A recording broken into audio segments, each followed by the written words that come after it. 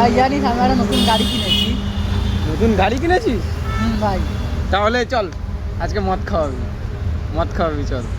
বাঙালিদের এই খারাপ অভ্যাস, লোকের পিছনে কাটি করবে আর মদ, জন্মদিনে মদ, মৃত্যুদিনে মদ, অন্নপ্রাশনে মদ, বাচ্চা হলে মদ, সবেতে মদ ছাড়া চলে না।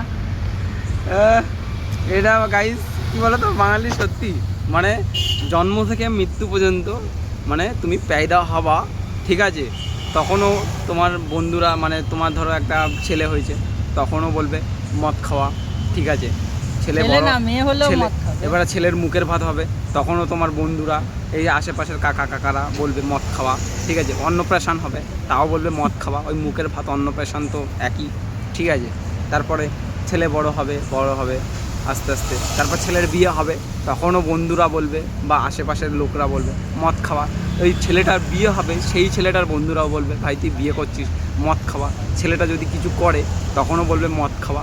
ও যখন মরে যাবে, ওকে যখন শ্মশানে নিয়ে যাবে আশেপাশের লোককে বলবে ভাই মালটা মরে গেছে, খাওয়া দাওয়া মদ খাওয়া, ভাই শ্মশানে আসলাম মদ খাওয়া, মানে বাঙালির অল টাইম। এবার লাস্ট পর্যন্ত বলবে আমি এবার মরে গিয়ে তোদের মদ খাওয়াবো, আমার আত্মা মদ খাওয়াবে।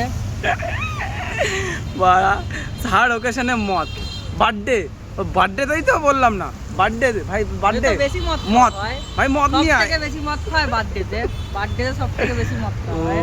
ওরা মদ ছাড়া এখন মানে কোনো গল্পই চলছে না দেখছি, মানে যা কিছু হচ্ছে মদ, যা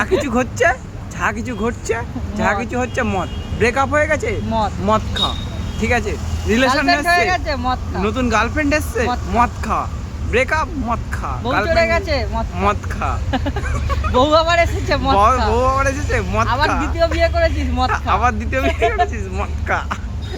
মানে মদেই চলছে জীবন বাড়া, যা কিছু হচ্ছে মদেই করছে বাড়া। ও বাড়া মদ।